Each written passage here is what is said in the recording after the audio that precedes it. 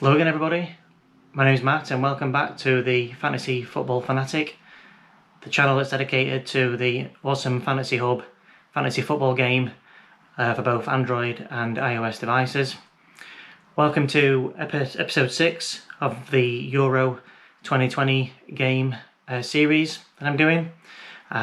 In this episode, I'm going to look back on the quarterfinals, how my team performed in the quarters, show on an individual player basis my overall team points and my overall rank for the mini league that I'm in, and also my overall rank where I sit overall in the world as well. So lots to get into today. So yeah, let's get into it.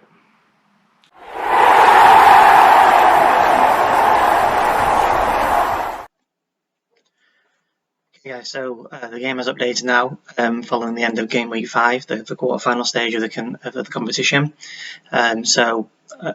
Overall points this week, got 56 points this week, which again happily is over the average of 37 for this game week. And the total points for this week in the game was 99. As we get further and further into the competition, these values will drop because there's less games and less teams playing. So pretty logical there. No one this week actually challenged me to a head-to-head, so didn't get any money, extra money towards the budget, but not too worried about that at this stage. Again, as there's less teams left in the competition, less players to choose from, the budget isn't stretched out as much as it is in the early stages of the tournament. So not too worried. I can still make the changes that I want to for the semi-final stages. And then just a quick look at how I did in terms of the World Championship positions. So the one I'm really pleased about is the overall World Championship position, which has been going in the right direction week on week. So being 1,887 in the world is pretty good, and hopefully continue in that trajectory. Overall happy with the game week.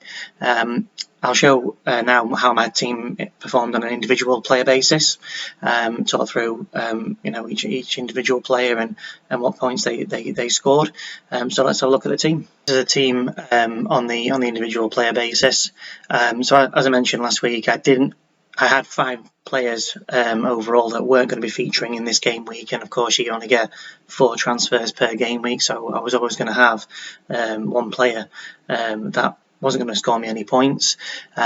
So this is how I decided to play the game week. So keeping Donnarumma and Bonucci in for their game with Belgium.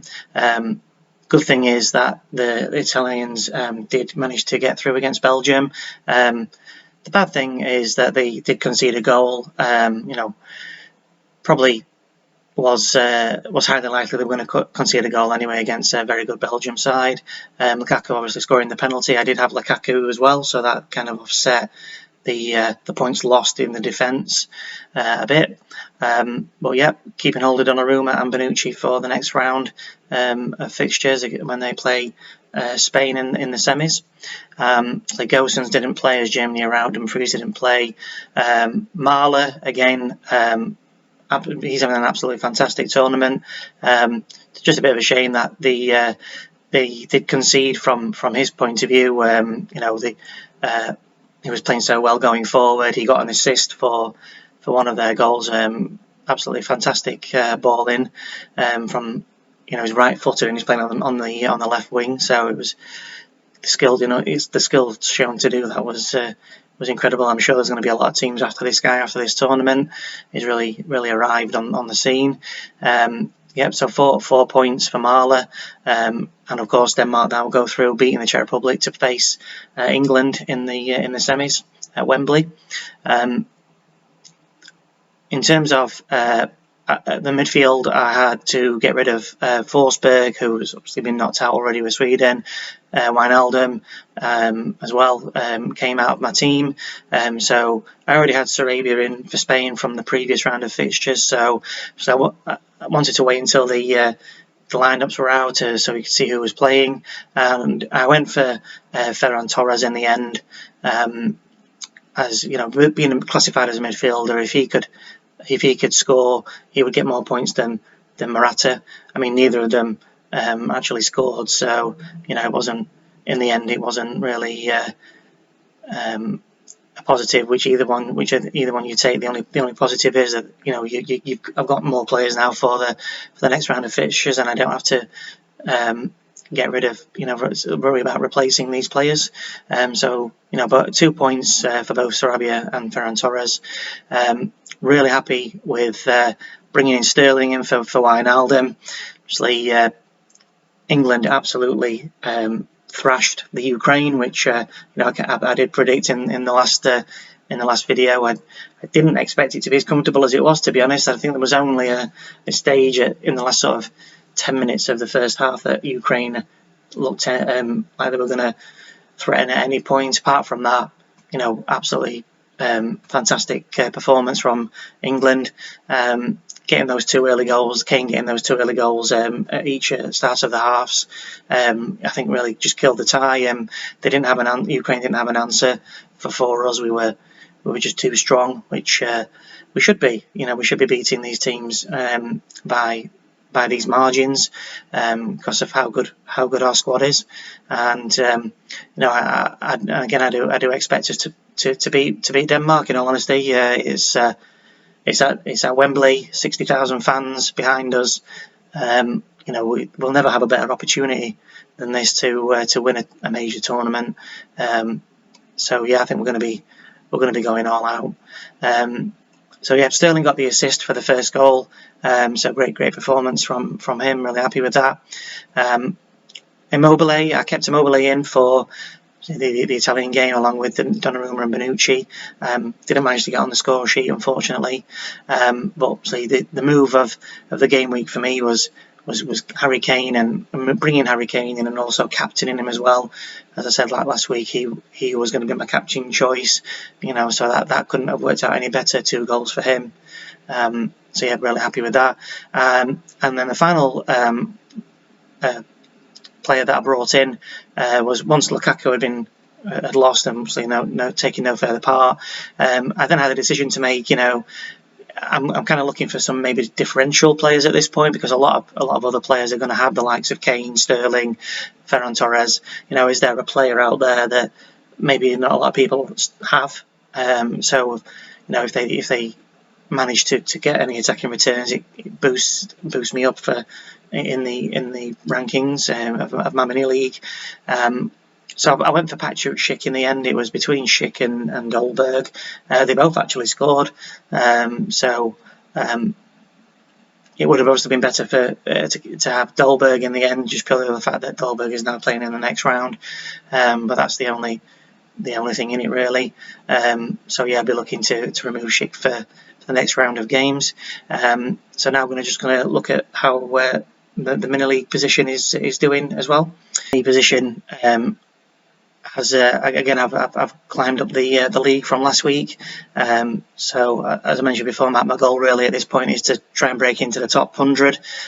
So I'm up to 108th now, and I think with the transfers that I'm looking to make this week, hopefully that'll get me stand me in good stead to break into the top 100. So I'm pleased that on every stage of each game week I've managed to better my previous week's mini league position. So hopefully that will continue into the next round of fixtures. So we're at the business end of the tournament now, one step away from the final. So semi-final stage, game week 6. So these are the 4 teams that are left. So we got Italy versus Spain on Tuesday, and England versus Denmark on Wednesday. Really looking forward to England's game, especially for obvious reasons. I think it's going going to be a tough game, more tougher than the Ukraine, but England should definitely progress. Italy and Spain, I think, is a really close game.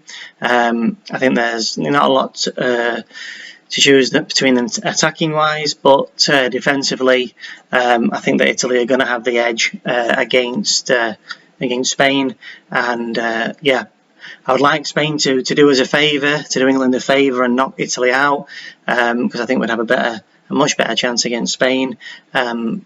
But I think that Italy are gonna progress, whether that be in 90 minutes or on penalties. Spain have been to penalties already in the last round to get by the Swiss.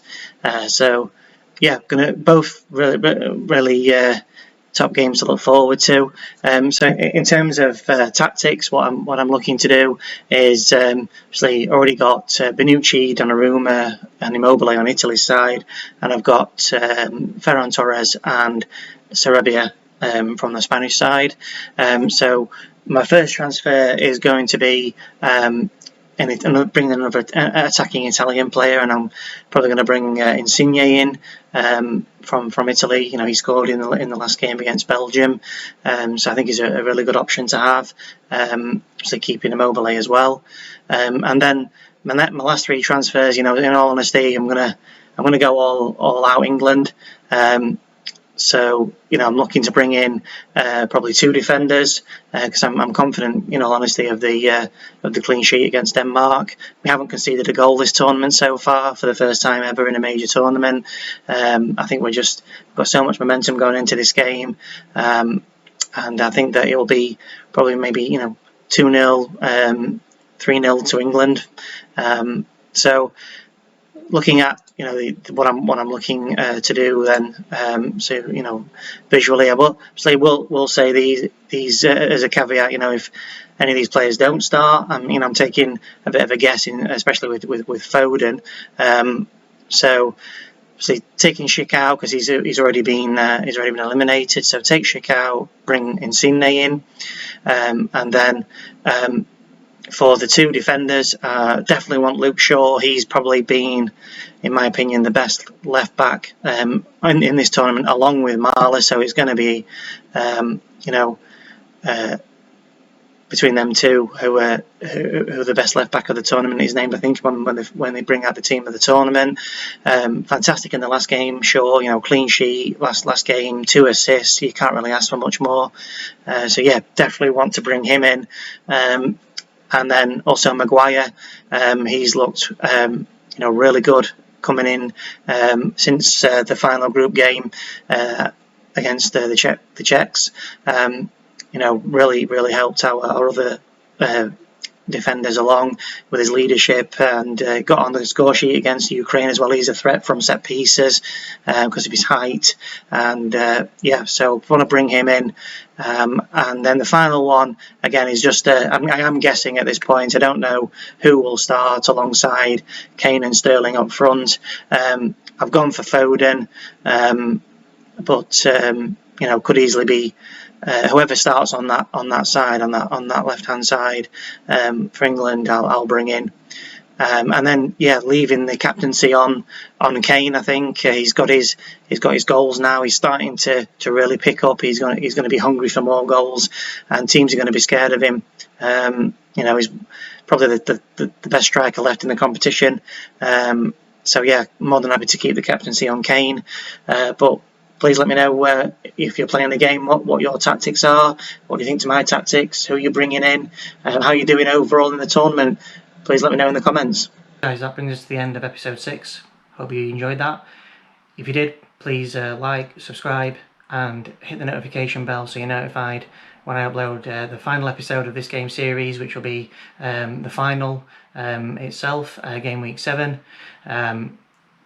If you are playing the game, obviously good luck to everybody who is, and don't forget, it's coming home, and I'll see you all in the next one. Thanks for watching.